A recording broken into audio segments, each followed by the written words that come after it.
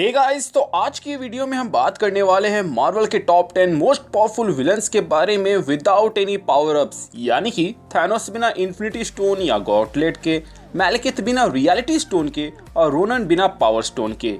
ऐसा मुझे इसलिए करना पड़ रहा है क्योंकि अगर मैं ये ना करूं तो आप लोगों ने तो टाइटल पढ़ के ही अपने मन में सोच लिया होगा कि थैनोस विद इन्फिनिटी गॉटलेट और इन्फिनिटी स्टोन्स सबसे पावरफुल विलन होगा इस लिस्ट का। तो लिस्ट को थोड़ा अनप्रेडिक्टेबल और उसमें थोड़ी अनसर्टेनिटी लाने के लिए मैंने ये थोड़े हेर फेर किए हैं। चिंता मत कीजिए, इसमें विलन्स के साथ उनके जो बेसिक वेपन्स है वो उनके साथ ही रहेंगे। जैसे थॉर के साथ उनका म्योनिर या फिर स्टॉर्मब्रेकर होना कंपलसरी है, उसी तरह। तो इन केस अगर मेरी ये टॉप 10 लिस्ट आपकी टॉप 10 विलन लिस्ट से मैच ना खाए तो उस पर ना भड़किएगा।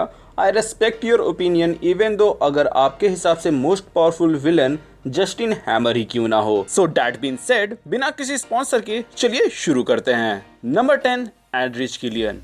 आयरन मैन 3 के इस विलन ने टोनी के ओपन धमकी का जवाब अपने पियादों के जरिए दिया था, जिसके बाद Tony was assumed to be dead, but that's not all. इसको हराने के लिए टोनी ने आयरन मैन 3 में कितने सारे सूट बदले थे। इतना ही नहीं, जब मार्क 42 सेल्फ डिस्ट्रक्ट हो जाता है जबकि वो उसके अंदर रहता है, वो फिर भी सरवाइव कर जाता है, जो कि उसके इम्प्रेसिव हीलिंग पावर को दर्शाता है। इसके अलावा हीट मैनिपुलेशन और मुंह से आग उगलना इसे नंबर 10 का हकदार बनाता है। अब आते हैं नंबर 9, जो कि है लोकी। लोकी फॉस जायंट की पैदाइश है और एसगार्ड में उसकी परवरिश हुई है। प्लस एसगार्ड की बेस्ट विच से मैजिक सीखने वाला ये गॉड ऑफ मिसचिफ इतना कैपेबल था कि ओडिन के ऊपर मैजिक करके उसे अर्थ में भेज दिया, जिसके बारे में पूरे एसगार्ड को क्या बल्कि उसके खुद के बेटे थॉर को भी पता नहीं चला था। और हेमडाल, जो कि नॉरियल में नजर रखता है हर एक के सोल के ऊपर, उसे तक इस चीज की भनक नहीं पड़ी। इन सब के अलावा लोकी हैंड टू हैंड कॉम्बैट में कितना माहिर है, इस बात का अंदाजा आप लोकी वर्सेस वैल्करी वाले सीन जो कि हमें थॉर रैग्नारॉक में देखने को मिलता है उससे लगा सकते हैं। इसके अलावा एवेंजर्स मूवी के अंदर भी हमें लोकी वर्सेस कैप देखने को मिलता है। ये अलग बात है, उसी मूवी के अंदर हल्क ने उसे धोबी के जैसे कूट दिया था, बट इससे ये फैक्ट नहीं बदलता कि अभी भी लोकी गॉड ऑफ मिसचिफ है। अब आते हैं नंबर 8, जो कि है प्रॉक्सिमा मिडनाइट। थैनोस के जबरदस्ती के एडॉप्टेड चिल्ड्रन में से एक Proxima Midnight hand to hand combat में बहुत ही माहिर है। एवेंजर्स इन्फिनिटी वॉर के अंदर हमें देखने को मिला था कि ब्लैक पैंथर की बॉडीगार्ड यानी कि डोरा मिलाजे और ब्लैक विडो दोनों को वो एक साथ मैनेज कर रही थी और उसमें भारी भी पड़ रही थी। वो तो भला हो कि वांडा वहां पर आ जाती है और एनवायरमेंटल यूज करके उसे हरा देती है, लेकिन उसी मूवी के अंदर हमें देखने को मिला था कि जब उसका 1-on-1 हुआ था वांडा के साथ, वो उसे कड़ी टक्कर दे रही थी। अब आते हैं नंबर 7 की ओर, जो कि है एबॉमिनेशन। एबॉमिनेशन मार्वल सिनेमैटिक यूनिवर्स का एक लौता ऐसा विलन है जिसके सामने हमें असली हल्क देखने को मिला। वो हल्क जो गुस्से में बेकाबू होकर सिर्फ हाथ पैर नहीं चलाता है बल्कि अपना दिमाग भी चलाता है। जब उसने देखा था कि एबॉमिनेशन उस पे ओवर पावर कर रहा था तो उसने दिमाग लगा के उसे थोड़ा सा डिसेबल किया, फिर थंडर क्लैप मार के बेटी को बचाया। उसके बाद से इन्वायरमेंटल यूज करके वहां पे एबॉमिनेशन को हराया था। यहाँ पर आप देख सकते हैं कि एबॉमिनेशन को हराने के लिए उसे कितनी मेहनत करनी पड़ी थी और कितना स्ट्रेंथ लगा था। वहीं अगर आप कंपेयर करें तो इस विलन के अलावा बाकी जितने भी विलन का सामना हल्क ने किया है, उनके सामने उसने सिर्फ अपने शेयर स्ट्रेंथ का ही इस्तेमाल किया है, ना कि अपने दिमाग का। तो मेरे हिसाब से एबॉमिनेशन नंबर 7 तो डिजर्व करता ही है। अब आते हैं नंबर 6, जो कि है कल ऑब्सीडियन। अब भले ही इस कैरेक्टर को जायंट मैन ने अपने कदमों तले एंड गेम में कुचल डाला था, बट एवेंजर्स इन्फिनिटी वॉर में हमें इसकी औकात का अंदाजा हो गया था, जहां पर इसने आयरन मैन के मार्क 50 में होते हुए भी इसे टक्कर दे दिया था अपने चेन हैमर की मदद से, जो कि उसके जरूरत के हिसाब से बदल रहा था।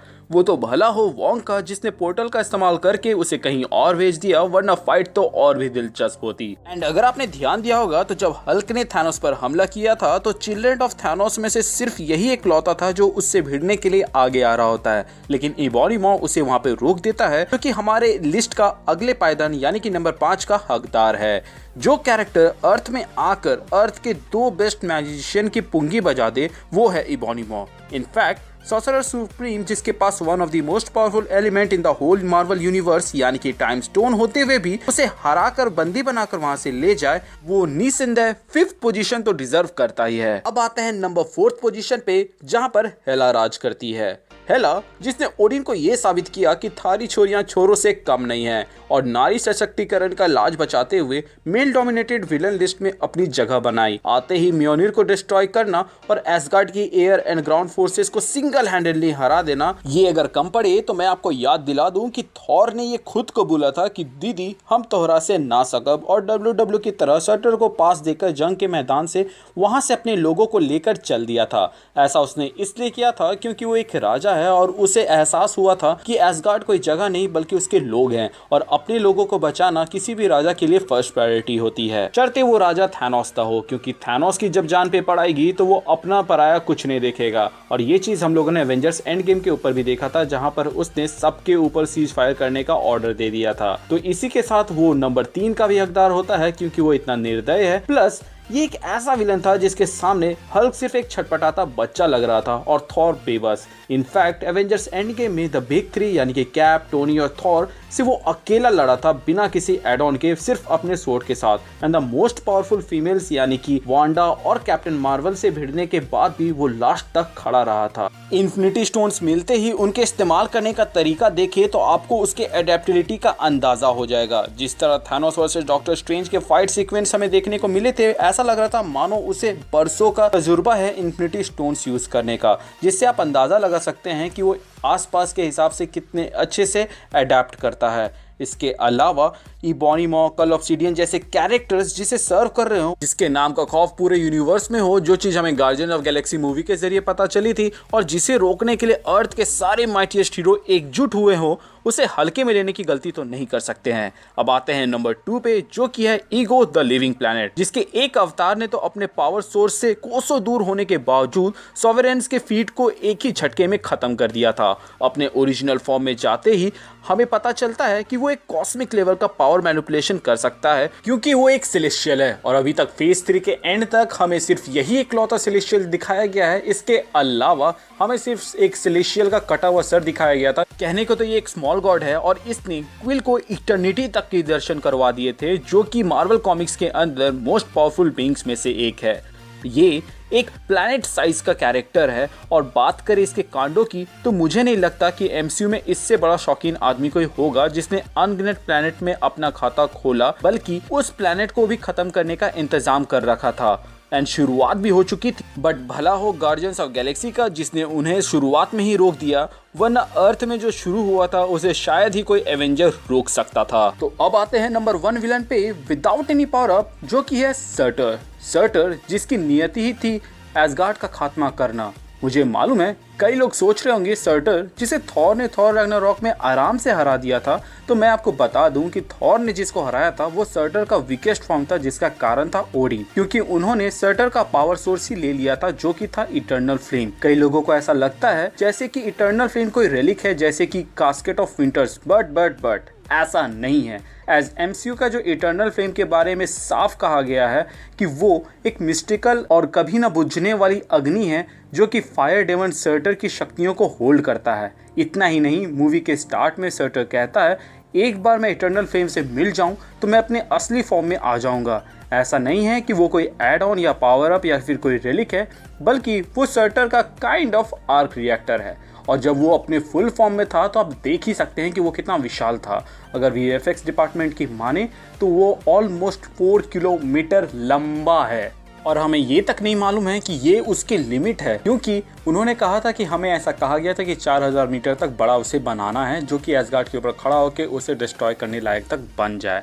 प्लस एमसीयू की सबसे पावरफुल फीमेल विलन को हराना कोई छोटी फीट भी नहीं है, और एक प्लैनेट को जो कि हाईली एडवांस्ड हो उसे भी डिस्ट्रॉय करना। अब बात करें कुछ ऑनरेबल मेंशन की, तो मैं शुरुआत करना चाहूंगा डोरमामू से, क्योंकि वो एक ऐसा कैरेक्टर था जिसके बारे में हमें ज्यादा नहीं बताया गया एमसीयू के अंदर। वो डार्क डायमेंशन में तो राजा है और वहां पे वो बहुत ही पावरफुल है, लेकिन इस डायमेंशन में माने कि हमारे जो रियलिटी है उसमें वो कितना पावरफुल है इसके बारे में नहीं बताया गया। अगर हम रेफरेंस के तौर पर ले तो कॉमिक्स में तो बहुत पावरफुल है, लेकिन वहीं अगर हम एनिमेटेड मूवीज में आ जाते हैं या फिर सीरीज में आ जाते हैं तो वहां पर वो कमजोर लगा है। तो ऐसे में उसका अंदाजा लगाना थोड़ा मुश्किल है, इसीलिए वो हमारे टॉप 10 के लिस्ट में कहीं पर भी स्टैंड नहीं करता है। तो गाइज ये थी मेरी top 10 most powerful list in villain without any power up वाली। आपको कैसी लगी, अच्छी लगी, बुरी लगी, बकवास लगी, आप मुझे कमेंट सेक्शन के जरिए बता सकते हैं। एंड आपके हिसाब से जो लिस्ट होगी आप मुझे कमेंट सेक्शन के जरिए बता सकते हैं। अगर वीडियो अच्छा लगा हो तो लाइक करें और भी ज़्यादा अच्छा लगा हो तो अपने दोस्तों के साथ शेयर करें। चैनल पे नए हैं तो चैनल को सब्सक्राइब करते, अगर पुराने हैं तो प्लीज़ चेक कि आपने बेल आइकन दबाया है या नहीं। अगर आपने दबाया है तो वेल एंड गुड। बाकी हमारे चैनल का एक छोटा सा मोटो है, लोगों की मदद करें, अपना ख्याल रखें एंड कीप मूविंग फॉरवर्ड का रट लगाकर आगे बढ़ते रहें। Thank you for watching this video, stay tuned.